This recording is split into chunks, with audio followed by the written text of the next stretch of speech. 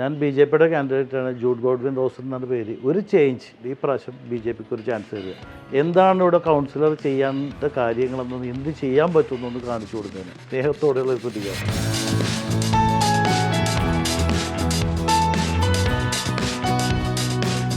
ഇത് വേറെ തകർക്കണം. നമ്മൾ ഒരു ചേഞ്ചസ് വേണ്ടേ? ഞാനൊരു രാഷ്ട്രത്തിന് വേണ്ടി വരയ്ക്കുന്ന ഒരാളായിരിക്കും, അല്ലാണ്ട് ഒരു രാഷ്ട്രീയ തൊഴിലാളി ആയിരിക്കില്ല.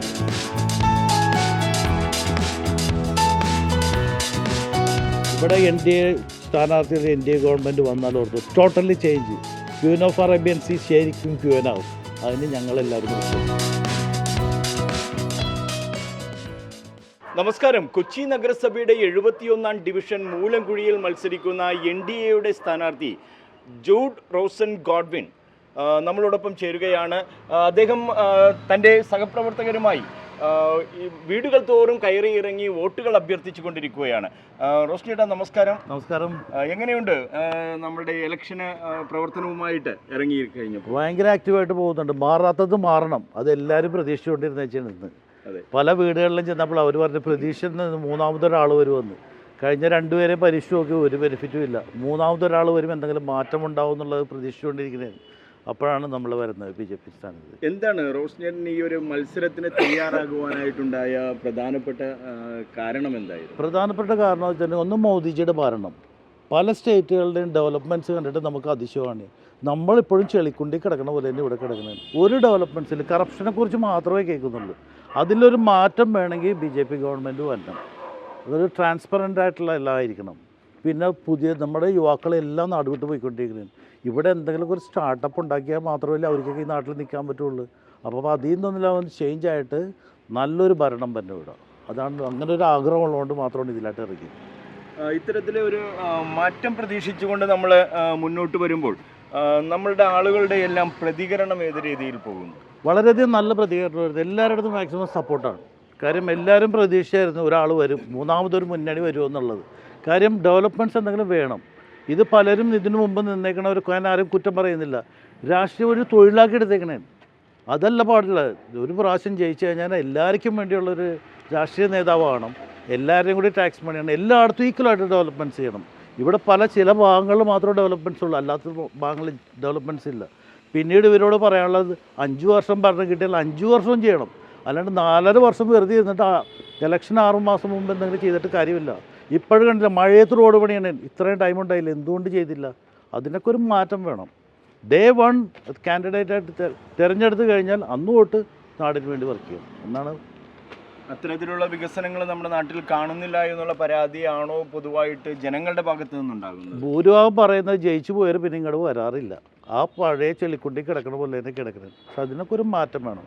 നമ്മൾ ആരെയും ഇതിന് കുറ്റപ്പെടുത്താനൊന്നും ഉദ്ദേശിക്കില്ല. നമ്മളുടെ മെയിൻ മാറ്റം വരണം. അതിന് പുതിയ ടെക്നോളജി, പുതിയ ഡെവലപ്മെൻറ്റ്സ് എല്ലാം വരണം.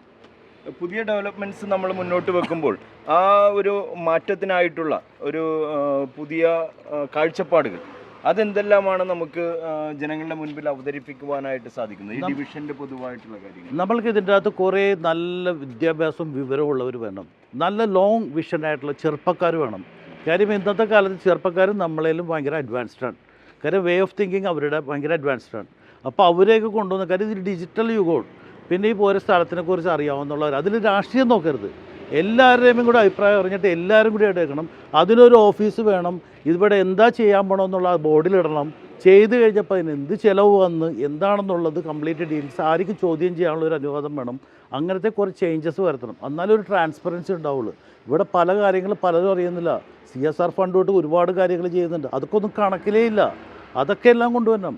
കാര്യം ഇതെല്ലാവരും ടാക്സ് കൊടുക്കുന്ന പൈസയാണിത്. അപ്പോൾ ഇതിനെല്ലാത്തിനും കണക്ക് വേണം.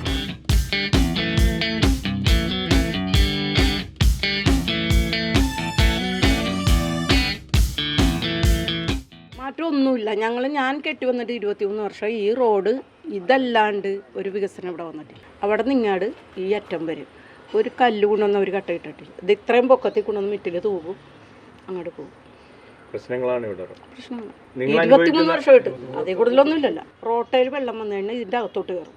ഇവിടെ വന്നു കഴിഞ്ഞാൽ പിന്നെ ഈ പിള്ളേർ പോകണ ബൈക്കും കാറ് എല്ലാം പോകുമ്പോഴത്തേക്ക് തിരമാല അടിക്കണം. അതിനുള്ള പറയുമ്പോൾ അവർ ഇത്രയും കൊണ്ടുവന്ന് അങ്ങോട്ട് അടിക്കും. അടിസ്ഥാന ജനവിഭാഗങ്ങളുടെ ഇത്തരത്തിലുള്ള വെള്ളക്കെട്ട് പോലെയുള്ള ഈ പ്രശ്നങ്ങളൊക്കെ മാറ്റിയെടുക്കുവാനായിട്ടുള്ള നടപടികളുമായിട്ട് എന്തെങ്കിലുമൊക്കെ മുന്നോട്ട് പോകാൻ സാധിക്കും? ഇത് ശരിക്കും പറഞ്ഞാൽ നല്ലൊരു സ്റ്റഡിയാണ് ഇത്. ഇവർ ആരും ഒരു കറക്റ്റായിട്ട് ഓരോരുത്തരും ഓരോ കൗൺസിലേഴ്സ് ഉത്തരവാദിത്തം അവരുടെ ഏരിയ മാത്രമേ ഉള്ളൂ. ഇത് മെയിനായിട്ട് പോകുന്ന ഏറ്റവും വലിയ തോടുകളൊക്കെ അടഞ്ഞു പോയിട്ടുണ്ടെന്നുള്ളത് നോക്കണം. ഇപ്പോഴത്തെ ഇവിടെ അവസ്ഥയിൽ ഒരു ചെറിയ മഴ പെയ്താൽ പോലും വെള്ളക്കെട്ടാണ്. കാര്യം ഇവരാരും ഇതിനെക്കുറിച്ച് സ്റ്റഡി ചെയ്തിട്ടില്ല. അപ്പോൾ അതിനുവേണ്ടി ഒരു നല്ലൊരു വിങ്ങിനെടുത്ത് സ്റ്റഡി ചെയ്യുക. ഈ വെള്ളം പശ്ചിമ കൊച്ചിയിൽ നിന്ന് ഇത്ര ഫാസ്റ്റായിട്ട് പോകാൻ എന്താ പോകാൻ വഴി, അതിലെവിടെയാണ് അടഞ്ഞേക്കണത്? പലരും പറഞ്ഞു കേട്ട് ചില സ്ഥലത്തൊക്കെ റോഡിൻ്റെ അടിയിൽ പൈപ്പിട്ടാണ് മെയിൻ കനാൽ ക്രോസ് ചെയ്യണത്. അതൊക്കെ ബ്ലോക്കായി പോകും. അതൊക്കെ കല്ലിങ്ക് കെട്ടി പ്രോപ്പറായിട്ട് ചെയ്തിട്ടുണ്ടെങ്കിൽ മാത്രമേ ഇതിനൊരു പരിഹാരം ഉണ്ടാവുള്ളൂ. അതിന് ആദ്യം ഇതിനുള്ളൊരു വിദഗ്ധ സമിതി വെച്ചിട്ട് സ്റ്റഡി ചെയ്യണം. അതിലിവിടെ സമൂഹത്തിലുള്ള ഒരുപാട് വ്യക്തികളുടെ കൂടി അവരുടെ അഭിപ്രായം എടുക്കണം. അഭിപ്രായം എടുത്തിട്ട് ചെയ്യണം. എന്ത് പറയണം, ഇപ്രാവശ്യം താമരക്ക് വോട്ട് ചെയ്യൂലേ? മാറ്റം വേണം, തീർച്ചയായിട്ടും ചെയ്യും. ഓക്കെ, മാറ്റം വേണ്ടേ നമുക്ക്? പറഞ്ഞിട്ട് പോകും എല്ലാവരും, ഞങ്ങൾ എല്ലാം നന്നാക്കി തരാന്ന് പറയും. പക്ഷെ പ്രവർത്തനങ്ങളൊന്നുമില്ല, പറച്ചിൽ മാത്രമേ ഉള്ളൂ. BJP-നെ ഞങ്ങൾ സപ്പോർട്ട് ചെയ്യും. അതേപോലെ ഞങ്ങളുടെ അടുത്തും കാണിക്കണം. അപ്പൊ ഞങ്ങളും അതേപോലെ കണ്ടേക്കും. ഒരു മാറ്റം വേണം നമുക്ക്. അതല്ലേ വേണ്ടത് നമ്മുടെ രാജ്യത്തിന്. അതല്ലേ വേണ്ടത്, നമ്മുടെ രാജ്യത്തിന് ഒരു മാറ്റം വേണം നമുക്ക്. ഞങ്ങളും ഉണ്ടാവും കൂടെ.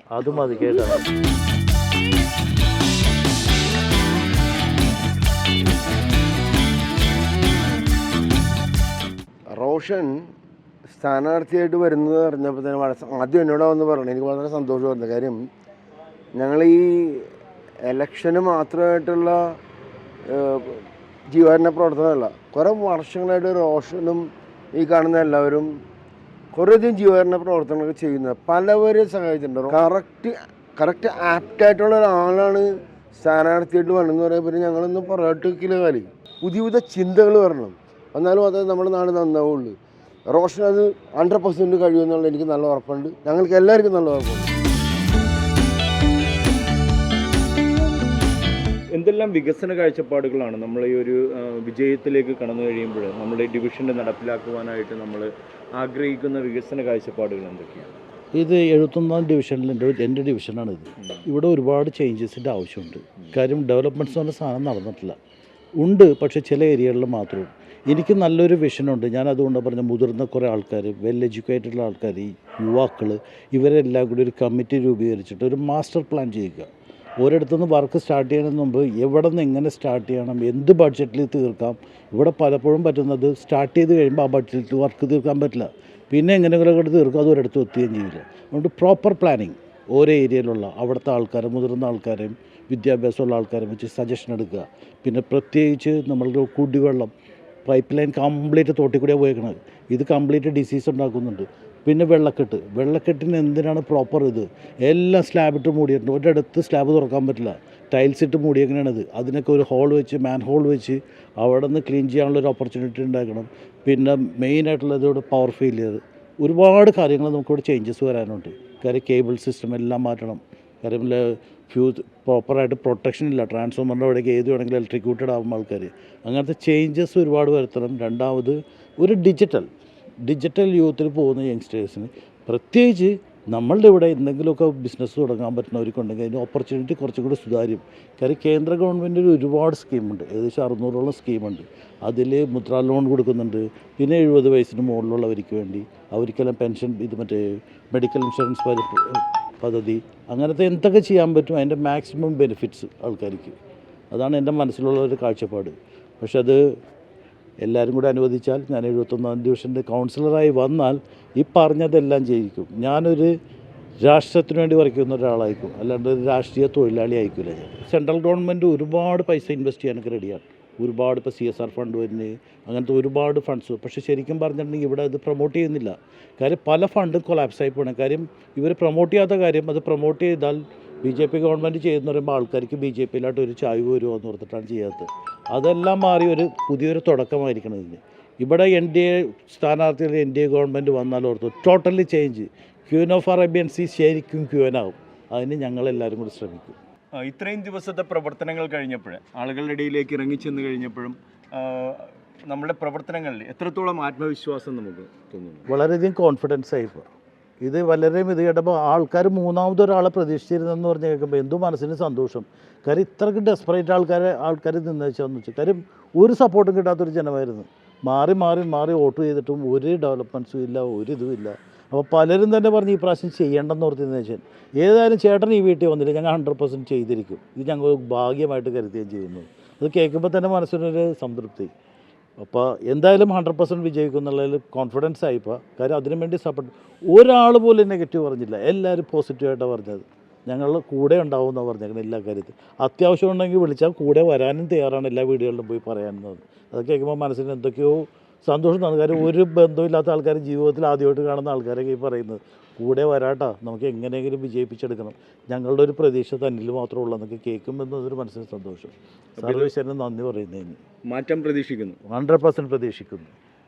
മാറാത്തത് ഇനി മാറുമെന്നുള്ള വലിയ പ്രതീക്ഷയോടുകൂടെ അറബിക്കടലിൻ്റെ റാണിയായ കൊച്ചിയിൽ അനേകം താമരകൾ വിരിയിക്കുമെന്നുള്ള ആത്മവിശ്വാസത്തോടു കൂടെയാണ് ജൂഡ് ഗോഡ്വിൻ റോസനും തൻ്റെ സഹപ്രവർത്തകരും ഇന്ന് പ്രവർത്തനങ്ങൾ മുന്നോട്ട് നയിച്ചുകൊണ്ടിരിക്കുന്നത്.